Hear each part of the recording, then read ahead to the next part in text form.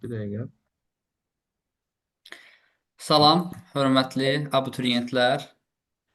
Xoş gördük hər birinizi. Bu videoda bugün, yəni 24 may 2026-cı ildə keçirilən ikinci qrupların qəbul suallarına baxacağıq və izahlar sizə mən Cəlil müəllim. Tamam, mən Sərdar müəllim təqdim edəcək. Başlayaq müəllim inşallah. Başlayaq. Birinci sualı buyurun siz izah edin, zəhmət olmasın. Birinci sual, cədvələ əsasən doğru sıraları müəyyən et. Hindistan yarımadası haqqında yazılıb ki, yağıntılar il ərzində qeyri-bərabər paylanır. Bu doğru fikirdir. Çünki Hindistan yarımadası subekvatorial iqlim qurşağında yerləşir və burada yağışlar əsasən yay aylarında yağır. İkinci bənd. Mesopotamiya ovalığı il boyu səpələnən radiasiya üstündür. Bu yanlışdır. Çünki səpələnən radiasiya buludlu ərazidə olur. Mesopotamiya ərazisi yarım səhradır. Ona görə də həmin ərazidə düz radiasiya hakim olur. Üçüncü bənd Böyük Səhra iyul ayında buxarlama qabiliyyəti maksimuma çatır. İyul ayı şimal yarımkürəsinin ən isti ayı hesab olunur quru səthində. Ona görə də ən isti olduğu üçün buxarlama qabiliyyəti də ən çox olacaq. Bu doğrudur. Dördüncü bənd Tasmaniya adası. Siklonda külək saat əqrəbinin əksinə hərəkət edir. Bu cənub yarımkürəsində də Tasmaniya. Cənubda siklonlar saat əqrəbi istiqamətində olur, əksinə olmur. Bu yanlışdır. Qrenlandiya adası sahillərində albedonun kəmiyyəti yüksəkdir. Bəli, çünki ərazi qar buzla örtülüdür və qar və buzun əks etdirməsi, yəni albedosu yüksəkdir. Bu doğrudur. Yava adası günəş il boyu günorta vaxtı zenitdə olur. İl boyu ola bilməz də təbii ki. Çünki gərək onun üçün 2-23-ün arasında bütöv ərazini tutsun. Bu yalnız Afrika materikində mümkündür. Doğru Cavab cavabımız 1, C. 3, 5. Bəli, Bəli. təşəkkür edirəm. Növbəti suala keçək. Doğru olmayan sıraları müəyyən etməyimizi istəyir. Göllərin mənşəyi, göllərin adı və yerləşdiyi ərazi verilib. Vulkanik mənşəli Qara göldür, Laçında yerləşir. Vulkanik yaylıqda düzdür. Axmaz mənşəli Batabat gölü. Batabat gölü axmaz deyil, uçqun bənd mənşəlidir, həm də Ordubad düzənliyində deyil, dağlıq ərazidədir. Tektonik Sarısu. Sarısu gölü tektonik yox, axmaz mənşəlidir və Gəncə Qazax düzənliyində deyil. Bu da yanlış ifadədir. Axmaz Ağgöldür və Mil düzənliyində yerləşir. Doğrudur. Uçqun mənşəli, uçqun bənd mənşəli Qaragöl Murov silsiləsində yerləşir, şimal yamacında düzdür. Axmaz Hacqabul gölü Salyan düzənliyində yerləşir. Bu ifadə yanlışdır. Salyan düzənliyində deyil, Şirvan düzənliyində yerləşir. Bizdən doğru olmayan sıralar soruşduğuna görə 2, 3 və 6 cavabı olacaq. Yəni doğru cavab Y variantı. Bəli. 33-ə keçək. Aha. Burada zəhmət olmasa düsturu siz yazarsınız, mən də Yaxşı. qələm işləməm. Şimal yarımkürəsində tropik işıqlanma qurşağında yerləşən M nöqtəsində günorta vaxtı günəş şüaları maksimum və minimum düşmə bucaqları arasındakı fərq 33,5 dərəcə olarsa, bu məntəqə hansı coğrafi enlikdə yerləşir? Biz bilirik ki, tropik işıqlanma qurşağında maksimumu tapmağa ehtiyac yoxdur. Maksimum onsuz da 90-dır. Və maksimum minimum arasındakı fərq 33,5-dirsə, 90-dan 33,5-i çıxıb minimumu tapmalıyıq. O da eləyəcək 56,5 dərəcə. Yəni əraziyə günəş şüaları minimum düşmə bucağı 56,5 dərəcədir. Minimum düşmə bucağı əks yarımkürələrə əsasən hesablanır.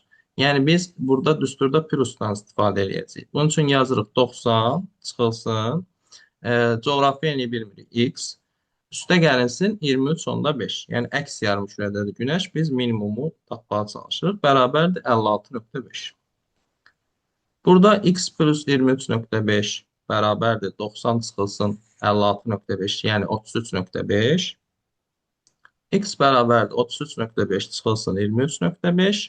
O da bərabərdir 10 dərəcə. Yəni məntəqə 10 dərəcəli enlikdədir. Şimal yarımkürəsində 10 dərəcə şimal enliyində. Doğru cavab A bəndində verilib də düz görürəmsə. Bəli, bəli, A variantı. Bəli. Növbəti sualımız uyğunluğu müəyyən etməyimizi istəyir. Daşkəsən, Laçın və Kəlbəcər onlarda yerləşən faydalı qazıntı. Narzanlı yatağı zivə yatağıdır. Kilgəçay Narzanlı Laçındadır. Kastağ yatağı Balakən-Zaqatala zonasındadır. Bunların heç birinə aid deyil. Ona görə B verilən variantları çıxarıq. B verilən variantlar çıxsa uşaqlar görün sizə nə qədər deməli variant kömək olur.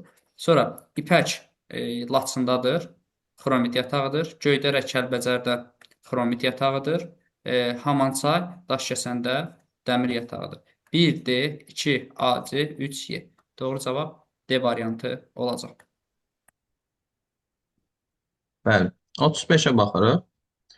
Xəritə sistemə əsasən buxarlanma ilə buxarlanma qabiliyyəti arasındakı fərqin çox olduğu ərazilər və bunun səbəbi. Buxarlanma və buxarlanma qabiliyyəti arasında fərq çox o deməkdir ki, ərazi istidir, qabiliyyət çoxdur, amma su yoxdur buxarlansın. Yəni buxarlanan su azdır. Aradakı fərq çoxdur. Deməli biz burada səhraları, isti əraziləri seçməliyik. Burada 5 Atakama səhrası, 3 Kaliforniya yarımadası, 1 Somali yarımadası uyğun gəlir və həm bu ərazilərdən də soyuq cəryan Peru, Kaliforniya və Somali soyuq cəryanları keçir. Ona görə də ərazi isti, qurudur.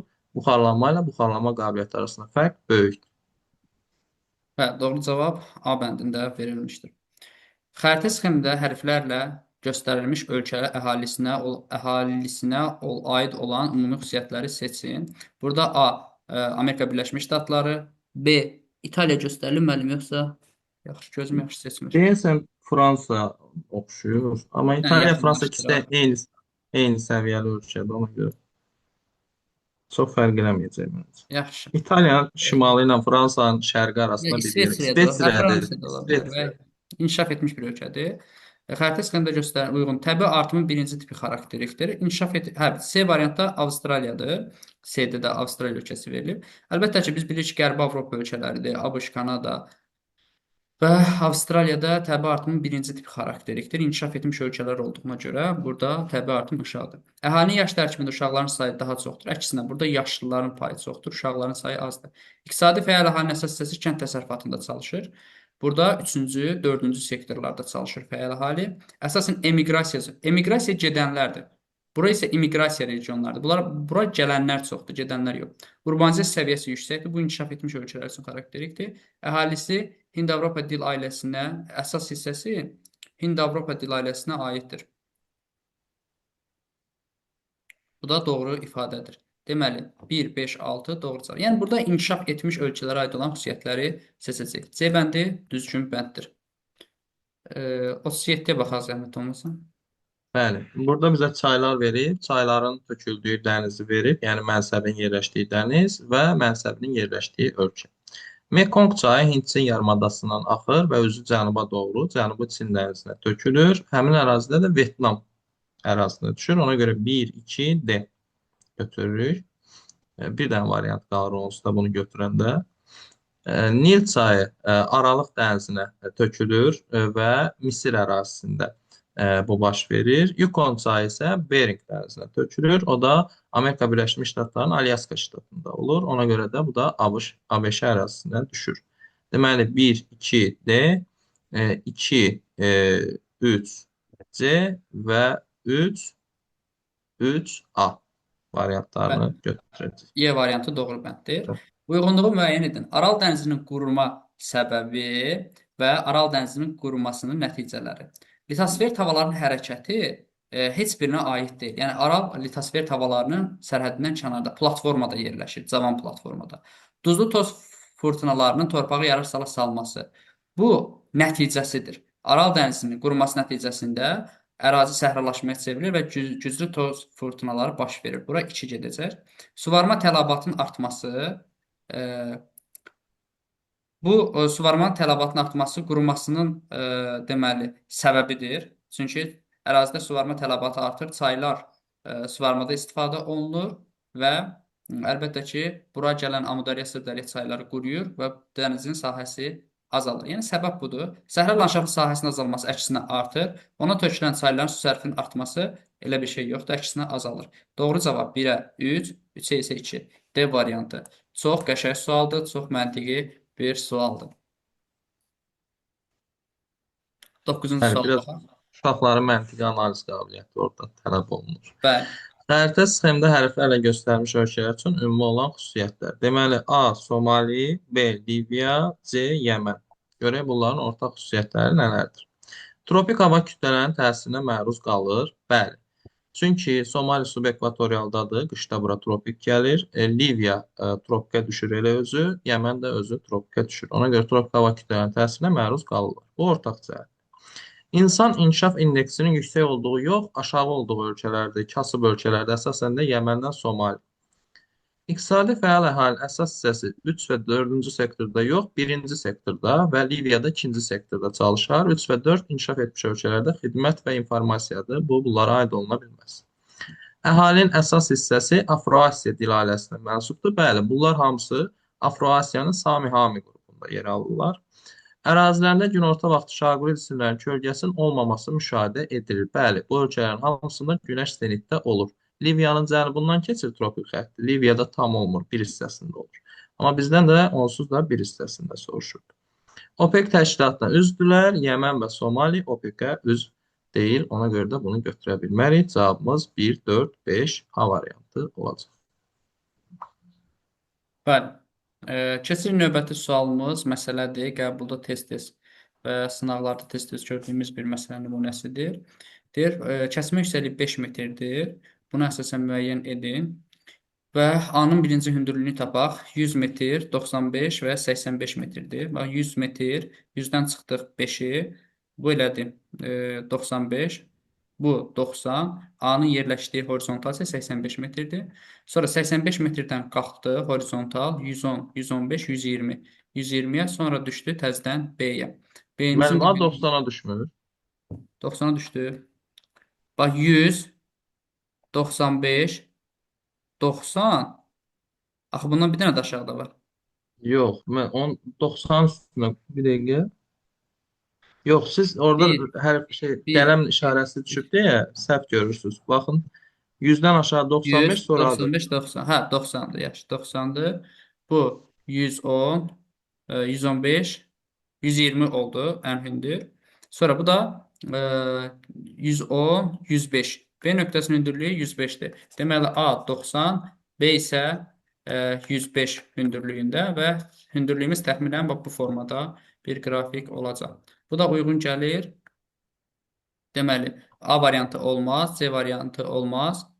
B variantı olmaz. A-nın hündürlüyü 100-dən yuxarı verilib. Baxırıq.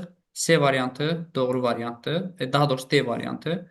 A 90 metr, B isə 100 ilə 110 arasında, təxminən 105 metrdir. Doğru cavab D bəndidir. Bəli.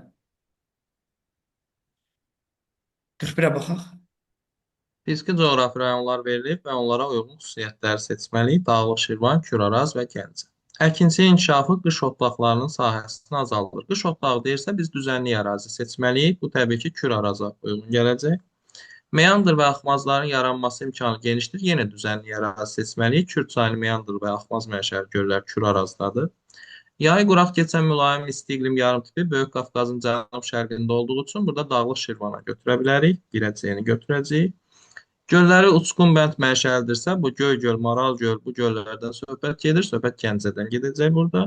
Metallurgiya sahəsinin inkişafı üçün yerli xammal ehtiyatı varsa, burada Daşkəsən ərazisində dəmir filizi və alüminium yataqlarından bəhs olunur. Bu da Gəncə fiziki coğrafi rayonuna gedəcək. Cavabımız olur E variantı. Düzdür. Növbəti suala keçirik. 42. Ekvatorial meşələr, qütb səhraları və iynəyarpaqlı meşələr. Rütubətlənmə misalı vahiddən böyük olur. Demək olar ki, hamısında rütubətlənmə misalı vahiddən böyükdür. Bu, ortaq xüsusiyyət kimi deyə bilərik. Yəni, 4-ə gedər. Bura yazın. Ortaq xüsusiyyət. Aqroqlim ehtiyatları ilə zəif təmin olunan, temperaturun daha aşağı olduğu ərazilərdir. Qütb səhraları və iynəyarpaqlı meşələr. Ekvatorial ərazilər isti olduğuna görə aqroqlim ehtiyatları zəngindir. Əsasən həmişəyaşıl ağaclardan ibarət olan ekvatorial həmişəyaşıldır və tayqa da həmişəyaşıldır. Ərazisində fəsillər aydın müşahidə edilmir. Qütb səhralarında və ekvatorialda müşahidə edilmir. Çünki iynəyarpaqlı meşələr əsasən mülayimdə yerləşdiyinə görə orada fəsillər müşahidə edilir. Günəşin zenitdə olmadığı ərazilərdə yayılan iynəyarpaqlı meşələr və qütb səhralarıdır. Əsas iqlim qurşağında yerləşir. Ekvatorial əsasdır, tayqa əsasdır. Ekvatorial iqlim də, tayqa isə mülayim iqlimdə yerləşir. Hər ikisi əsas iqlim qurşağıdır.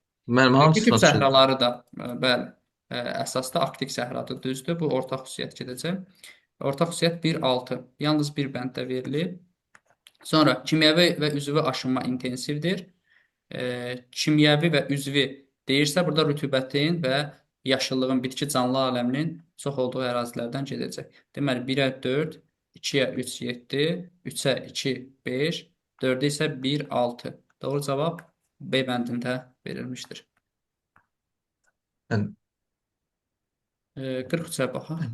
43-cü sualda bizə qədim platforma, geosignal qurşaq və cavan platformada yerləşən əraziləri seçmək tapşırılır. Qədim platforma olaraq biz burada Orta Rusiya yüksəkliyini seçəcəyik, çünki Şərqi Avropa düzənliyində yerləşir və bir də burada Amazon ovalığını seçə bilərik. Həmin ərazidə qədim platforma hesab olunur.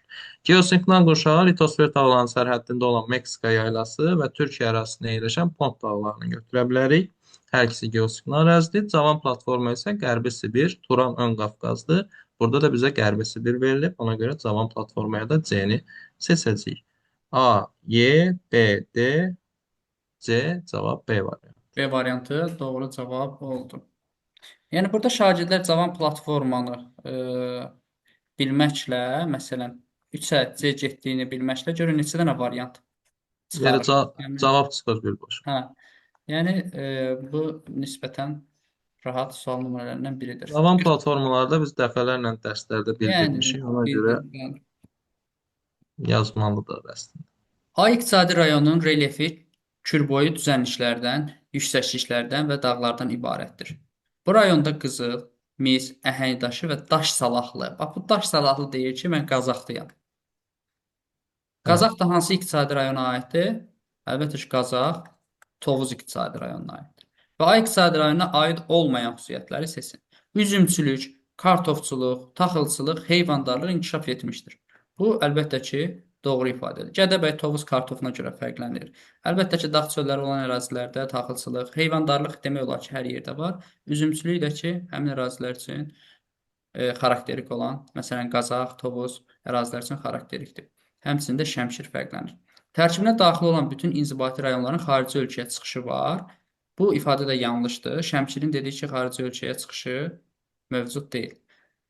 Azərbaycandan qərb istiqamətində gedən Bakı-Tiflis-Ceyhan, Bakı-Subsa neft kəmərləri buradan keçir. Bu da doğru ifadədir. Enerji olan tələbatı Arpa çayı. Arpa çayı Naxçıvandadır. Ona görə bunun əlaqəsi yoxdur. Kənd təsərrüfatı yalnız suvarma şəraitində mümkündür. Burada həm dağlıq, həm də düzən ərazi olduğuna görə həm dəmiyə, həm də suvarma şəraiti var. Yəni yalnız sözünə görə yanlışdır. Bir iqtisadi rayonla həmsərhəddir. Bəli, yalnız Gəncə Daşkəsən iqtisadi rayonu ilə sərhəddir. Doğru olmayanları soruşduğuna görə 2-ci, 4-cü və 5-ci. Yəni A variantı sualımızın doğru bəndidir. Bəli, keçirik 45-ci suala. Ölkəmizin əhalisi ilə bağlı doğru fikirləri müəyyən edin. Bir dəqiqə müəllim üzr istəyirəm.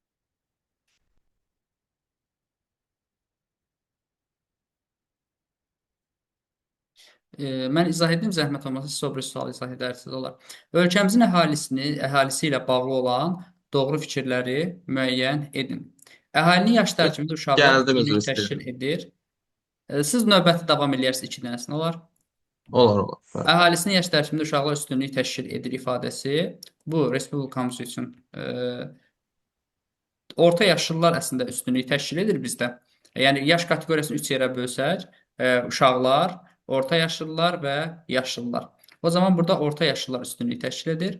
Quba Xaçmaz və Lənkəran Astara iqtisadi rayonunda türkdilli olmayan xalqlar mövcuddur. Quba Xaçmazda tatlılar, Lənkəran Astarada isə talışlar. Quba Xaçmazda Qafqaz dil ailəsinə mənsub xalqlar da mövcuddur. Acınaqır Ceyrançöldə əhalinin sıxlığı yüksəkdir. Əlbəttə ki, arid iqlim şəraiti buna imkan vermir. Ona görə burada sıxlıq zəifdir, seyrəkdir. Bakı iqtisadi rayonunda əhalinin milli etnik tərkibi mürəkkəbdir. Bakıda demək olar ki, əhalinin respublikamızın əhalisinin 23% cəmləşib. Burada hər millətdən var demək olar. Ona görə Bakı və Abşeron mürəkkəbdir. Şəki-Zaqatala iqtisadi rayonunda məskunlaşmış avarlar, ləzgilər, saxurlar Qafqaz dil ailəsinə mənsubdur. Bəli, bunlar Qafqaz xalqlarıdır. Kənd əhalisinin əsas hissəsi miqrasiya hesabına artır. Əlbəttə ki, yanlışdır. Şəhər əhalisində miqrasiya, kənd əhalisində isə təbii artım xarakterikdir. Bizdən doğru fikirləri soruşur, düzdürmü? 2, 4 və 5. C variantı doğru variantdır. Buyurun. Bəli, 45-i arada qoydunuz da, hə? Hə. 45 yaddan çıxdı. Hə. Yaddan çıxmışdı. Hə. Buyurun. Orta illik temperaturu 20 dərəcədən yüksək və düz günəş radiasiyasının il boyu hakim olduğu ərazilər üçün səciyyəvidir. Deməli, düz günəş radiasiyası varsa buludsuzdur, 20 dərəcədən yüksəksə istidir. Deməli, söhbət burada səhralardan gedir. Görək səhralar haqqında hansı fikirlər doğrudur. Rütubəti əmsal vahiddən kiçikdir. Bəli, səhralarda 0,1, 0,3 olur, vahiddən kiçik olur. Bu doğrudur. Yalnız ovalıqlar üçün xarakterdir. Xeyr, yüksək ərazilərdə də səhralar biz müşahidə edirik. Yayla ərazilərdə, yüksəklik ərazilərdə. Bu yanlışdır. Çay əmələ gəlmə imkanı zəifdir. Bəli, çünki ərazidə yağış yağmır. Çay əmələ gəlmə zəifdir.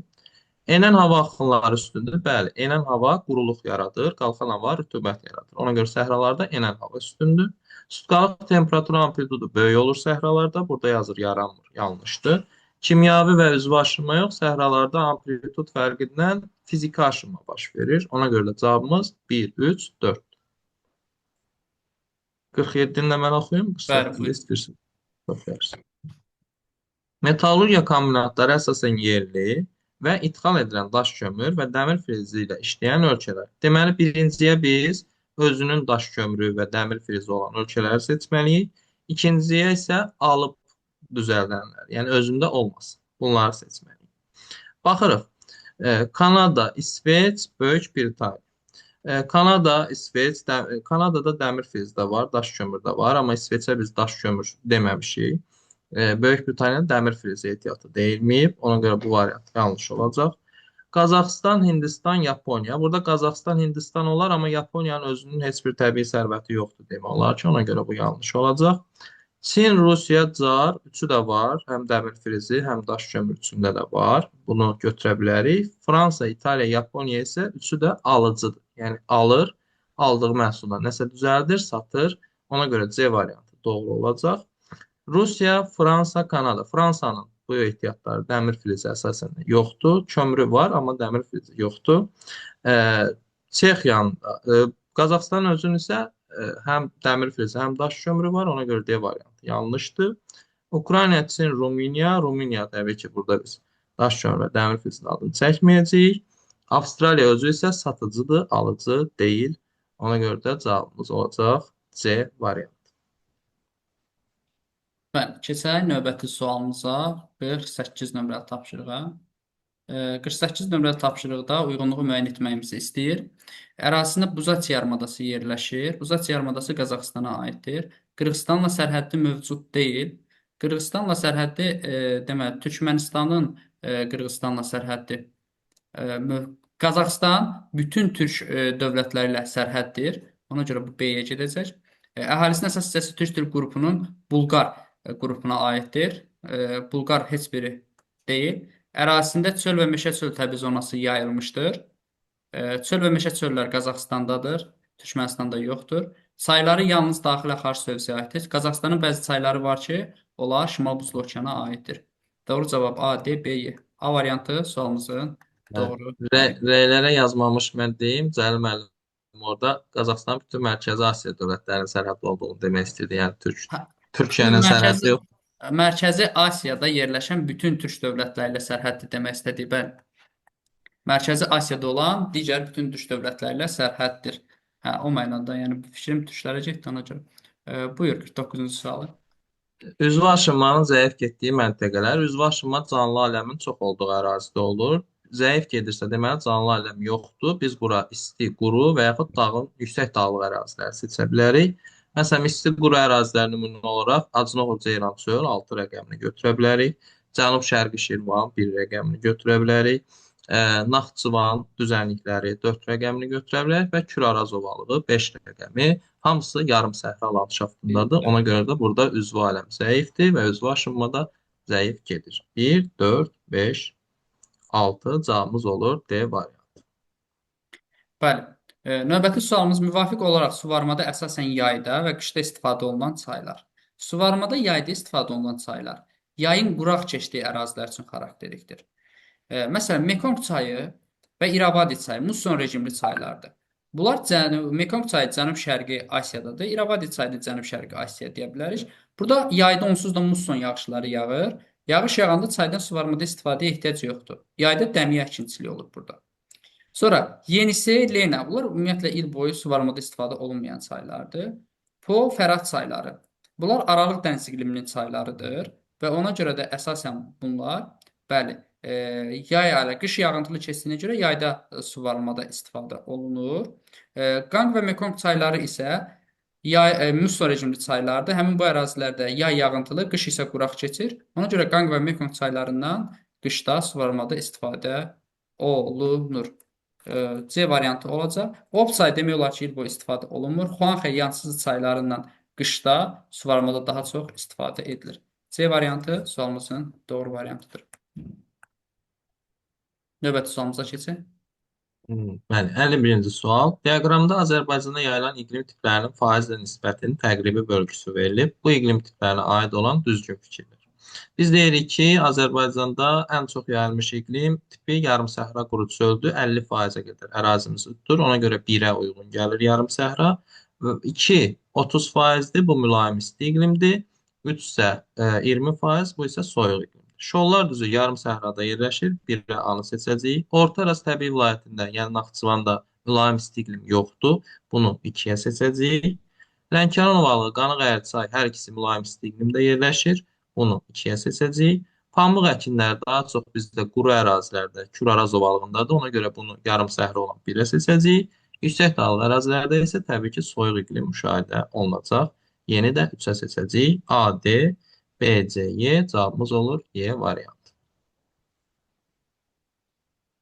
Bəli, növbəti sualımız məsələ ilə bağlıdır. Sərdar müəllim, zəhmət olmasa hesablamada bizə texniki dəstək göstərərsiniz. Tamam, Meridian tabii. üzərində ekvatorda meridian üzrə ekvator xətti çəkilir və meridian üzrə 0 dərəcəlik azimutla, yəni şimal istiqamətində 8769 kilometr hərəkət etsək, çatdığımız məntəqədən cənub tropik xəttinə qədər olan ən qısa məsafəni hesablamamız istəyir. Deməli, ekvator xətti 0-dır. Buradan 8700, bunu 111-ə bölək, 1 dərəcəlik meridian göstərir. 79. 79 dərəcədir. Hə. 79 şimal enliyinə çatmış oluruq və buradan cənub qütbünə, cənub tropik xəttinə qədər. Cənub tropik xətti isə 23.5 cənub enliyindən keçir və bunlar arasındakı ən qısa məsafə elə bu formatda hesablanmalıdır.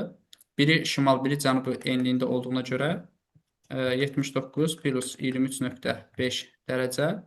Bunu cəmləyəndə nə qədər edər? 102.5. 102.5. Onu da 1 dərəcəlik meridian qövsünün uzunluğuna vurarıq. 111-ə. Bu da elə 113.077,5 eləyir.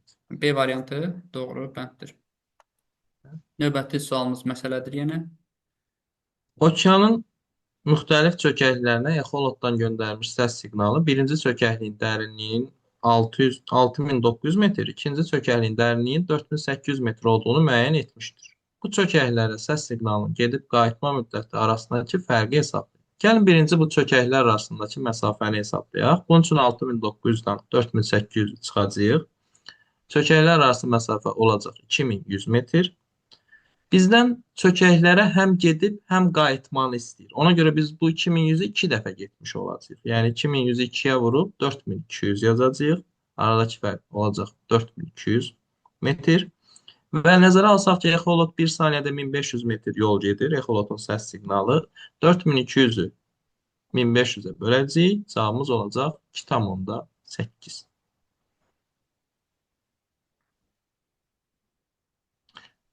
Bunu orada şagird başqa üsulla eləyib, orada yazılan üsulla da eləyə bilərsiniz təbii ki, amma bu göstərilən üsul əslində daha rahat, daha asandır, Bəli, daha az əslində əməldən istifadə. riyaziyyatdır deyə bu müxtəlif yollar var, müxtəlif cür hesablamaq olar.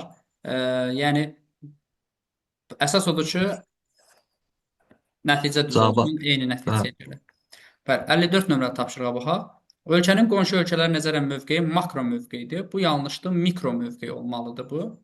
Xəzər sahilində yerləşən yalnız iki ölkənin dünya okeanına birbaşa çıxışı mövcud deyil. Xəzər sahilində yerləşən Qazaxıstan, Türkmənistan və Azərbaycanın dünya okeanına birbaşa çıxışı mövcud deyil. Ona görə 2 yox, 3 ölkə olacaq. Braziliya, Avstraliya və Kanada dövlətləri dünya okeanında geniş iqtisadi zonaya malikdir. Bu ifadə doğru ifadədir. İqtisadi zona bilirsiniz ki, məhəlli sularından sonra gələn 200 dəniz milinə qədər olan su akvatoriyasıdır. Yəni, əlbəttə ki, sahilləri böyük olan ölkələrdə daha geniş olacaq. Nigeriya və Hindistan milli etnik tərkibinə görə federativ olan ölkələrdir. 3 dənə ölkə öyrənmişik dərsliyə əsasən. Nigeriya, Hindistan və Rusiya. Mərakeş və Yaponiya konstitusiya monarxi ölkələr qrupuna daxildir. Bu doğrudur. Vyetnam, Butan və Laosun dünya ölkələrlə birbaşa çıxışı var. Vyetnamın çıxışı olsa da Butan və Laosun birbaşa çıxışı mövcud deyil. Bizdən doğru olan ifadəni soruşur deyə 3-cü, 4-cü və 5-ci ifadələri götürəcək. 3, 4, 5 doğru cavabdır. Bəli. Keçirik 55-ci suala. E, Xəritə sistemə və cədvələ əsasən doğru sıraları müəyyən edin. Bizə Azərbaycan xəritəsində bir neçə yer verib. A. Lənkəran ovalığıdır. C. Qanıq Əriçaydır. Yazıb ki, düzən meşə landşaftdır. Bəli, biz 3 əraziyə Samur Dəvəçi, Lənkəran və Qanığa düzən meşə landşaft demişik. Ona görə 1 doğrudur. B və D, yəni Naxçıvanın düzənlikləri ilə Cənub-Şərqi Şirvana deyir ki, qışı soyuq keçən yarım səhra. Bu yanlışdır. Bu yalnız Naxçıvanın düzənliyinə aiddir. Cənub-Şərqi Şirvana qışı mülayim yarım səhradır. A və C, yəni yenə Lənkəran və Qanıq Ərçaya əhalinin sıxlığının az olduğunu deyir, amma bu belə deyil. Bu ərazilərdə əhali sıxlığı yüksəkdir. Çünki ərazi həm isti, həm rütubətlidir. Yaşamaq üçün əlverişlidir. A və D, yəni Lənkəran və Cənub-Şərqi Şirvana paleogen yaşlı süxurlar deyir. Bu da yanlışdır. Ovalıqlarımız əsasən 4-cü dövr yaşlı süxurlardır. B və D, yəni Naxçıvan və Cənub-Şərqi Şirvana orta illik yağıntının 500-dən az deyir. Bu doğrudur. Çünki hər ikisi yarım səhradadır və yarım səhrada 200-400 mm arasında olur yağıntı miqdarı. 1 və 5-ci bəndlər doğrudur. Cavabımız olur 1, 5. Bəli. Növbəti sualımız. Azərbaycan kənd təsərrüfatı ilə bağlı doğru fikirləri müəyyən edin. Yarımsəhra və quruçul iqlim şəraitində suvarma əkinçiliyi inkişaf edib. Bəli, dəmiyə əkinçiliyi əsasən mülayim isti iqlim və iqlim üçün xarakterikdir. Yarımsəhrada isə irriqasiya, yəni suvarma əkinçiliyidir. Mülayim isti iqlim şəraitində həm tumlu, həm də qərzəşli meyvəçilik inkişaf edib. Tumlu meyvəçiliyimiz Quba Xaçmazda, qərzəşli meyvəçiliyimiz isə Şəki-Zaqataladadır və hər ikisində mülayim isti iqlim xarakterikdir. Şabaldı və qəhvəyi torpaqların yayıldığı ərazilər əkinçilik üçün əlverişli deyil. Əlbəttə ki, yanlış ifadədir. Burada əkinçilik və məhsuldar torpaqlardır demək olar. Boz və sarı torpaqlar sitrus meyvəçiliyi inkişaf edib. Sarı torpaqlar Lənkəran üçün xarakterikdir, amma boz torpaqlar yox. Ona görə bu yanlışdır. Yay otlaqlar soyuq iqlim tipində formalaşır, düzdür. Taxılçılıq və üzümçülük yalnız dəmiyə şəraitində inkişaf edib. Bu ifadə də yanlışdır. Taxılçılığın bizdə payızlıq taxılçılıq və ya yazlıq taxılçılığı var. Payızlıq taxılçılıq suvarma şəraitindədir, yazlıq isə dəmiyə şəraitindədir. Ona görə yanlışdır. Bizdən doğru fikirlər soruşduğuna görə 1-ci, 2-ci və 5-ci. 1, 2, 5. Növbəti sualı. 57-ci suala baxırıq. Burada Yaponiya, Almaniya və İspaniyaya aid xüsusiyyətləri bizdən soruşur. Musson iqlimi Şərqi Asiya üçün xarakterikdir. Ona görə bunu Yaponiyaya götürəcəyik. 3 yarımkürədə yerləşsə Qrinviç xəttinin kəsdiyi İspaniyanı götürürük bura. Şimal, şərq və qərb. Əhalinin əsas hissəsi Germandırsa, elə adından məlum olduğu ki, Almaniyanı seçəcəyik bura.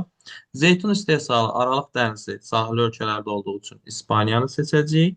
Kobe limanı isə Yaponiyada yerləşən bir dəniz limanıdır. 1-ə A-yı, 2-yə C, 3-ə B-D variantlarını seçirik. Situasiya mətnindən baxaq. A dağları 2 yarımkürədə yerləşir və bu dağ yamacları isti okean cərəyanları təsir edir. İsti okean cərəyanları təsir edir. İki işıqlanma qurşağında yerləşən bu dağlar inkişaf etmiş ölkələrin ərazisində yerləşir. İnkişaf etmiş ölkələrin ərazisində yerləşir deyir və iki işıqlanma qurşağı. Ya tropik xətti kəsməlidir, ya da qütüb dairəsi.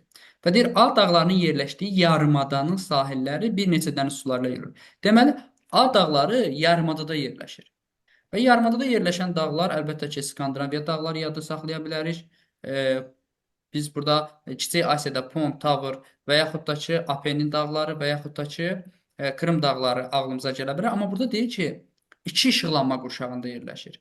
Ona görə hamısı gedir, qalır bir dənə Skandinaviya dağları. Və bir neçə dəniz suları ilə yuyulur yarımada, yenə də Skandinaviyanı ödəyir. Burada Norveç, Barents, Şimal və Baltik dənizləri nəzərdə tutulur. Bu dağların şimal hissəsində gecə və gündüzün adının növbələşməsi pozdur. Bu da and içir ki, vallah bu qütbə yaxın ərazidir və bu Skandinaviya dağları. A dağlarının dövrlərin sayı ən çox olan geoloji erada. Bizim deməli dövrlərini öyrəndiyimiz Paleozoy, Mezozoy və Kaynozoydur. Paleozoyda 6 dənə, Mezozoyda 3 dənə, Kaynozoyda 3 dənə. Deməli bu Paleozoy erasında formalaşıb. Bu ərazidən bol sulu və sürətli çaylar axır. A dağlarının yerləşdiyi ölkələrdə əhalinin həm doğum, həm də ölüm səviyyəsi aşağıdır. İnkişaf etmiş ölkə saydı məsəl ki, bu belə olmalıdır. A dağları və onun ən yüksək zirvəsinin adını, dağın yerləşdiyi işıqlanma qurşaqlarını və bu işıqlanma qurşaqlarının yerləşib A dağlarının eyni geoloji yerdə yaranmış dağ silsilələrini müəyyən edin. Əlbəttə ki, A dağlarının adı Skandinaviyada, ən hündür zirvəsinin adı Qalxopiken zirvəsidir. Dağın yerləşdiyi işıqlanma qurşaqları deməli mülayim və şimal qütb işıqlanma, şimal mülayim və şimal qütb işıqlanma qurşağıdır. Bu işıqlanma qurşaqlarında yerləşib A dağları ilə eyni geoloji erada yaranmış dağ silsiləsini müəyyən edin. Bu da Ural dağlarıdır ki, Ural dağları da eyni erada yaranıb və eyni işıqlanma qurşaqlarında yerləşir. Yəni dördüncü sıraya da bunu yazacaqsınız. Mətnə əsasən A Hə, dağlarına bəli, hə, buyurun. növbə oxuyaq. Üzr Mən istəyirəm. birinci bu situasiya müəllimini təbrik edirəm. Gözəl situasiya hazırlayıb. Bəli, Ondan sonra oxumaq istəyirəm. Mətnə əsasən ad dağlarına uyğun gələn xüsusiyyətləri müəyyən edib cədvəldə yazın. Burada Skandinaviya dağlarına aid nə xüsusiyyətlər yazmaq olar? Onun qədim dağ olduğunu yazmaq olar. Yəni faylı dağlar qrupuna aid olduğunu yazmaq olar. Tektonik proseslərin baş vermədiyini, yəni platforma ərazisində yerləşdiyini yaza bilərik. Sonra yerləşdiyi ərazidə məsələn yerləşən iqlim qurşaqlarını yaza bilərik. Həmin ərazidə həm mülayim dəniz, həm mülayim kontinental. Sonra dağların dəniz sahilində çoxlu fiordların yayıldığını bura yaza bilərik. Məsələn, Sogn fiyordu burada yerləşir Norveç ərazisində. İsti, isti cəryanın təsirinə məruz qaldığını yaza bilərik. Oradan Norveç isti cəryanı keçir. Yəni bu kimi xüsusiyyətlər fikrimcə yazmaq olar. bəli, Sizin də düz deməli. əlavəniz Bir də varsa? burada əsas məsələ cədvəl burada göstərilmir. Cədvəl abituriyentlərin Aha. cavab kartındadır. İndi orada xüsusiyyətlər, hansı xüsusiyyətləri soruşubsa, şagirdlər Sərdar müəllimin saydığı xüsusiyyətlərdən əgər hansı orada varsa, əlbəttə ki, şagirdlər onları ora qeyd edə biləcək. Yəni əsas sualın, bu sualın məğzi cavab kartındadır. 60-ı da zəhmət olmasa siz oxuyarsınız. A dağlarının yerləşdiyi ölkələrin adlarını bir dəqiqə gözləyirsin. Hə. A dağlarının yerləşdiyi ölkələrin adlarını, bu ölkələr Finlandiya, Norveç və İsveçdir, Skandinaviyada yerləşən. Bu ölkələrin əhalisinin əsas hissəsinə aid olduğu dil qrupunu, Norveç və İsveç German dil qrupundadır, Finlandiya isə Ural dil ailəsinin Finn-Ugor qrupundadır və əhalinin təbii artımın tipini, hamısı inkişaf etmiş ölkədir, hamısı birinci tipdədir. Demoqrafik keçilim mərhələsini müəyyən edib yazın. Demoqrafik keçilim isə onlar dördüncü mərhələsinə, inkişaf etmiş ölkələr dördüncü mərhələyə düşür. Onlar da dördüncü mərhələyə düşəcək. Bəli. Bura qədər düşünürəm ki, izahlar faydalı oldu. Bütün abituriyentlərə uğurlar arzu edirəm. İstənilən halda həyat davam edir. Bu sizin üçün son deyil, sadəcə olaraq bir mərhələdir.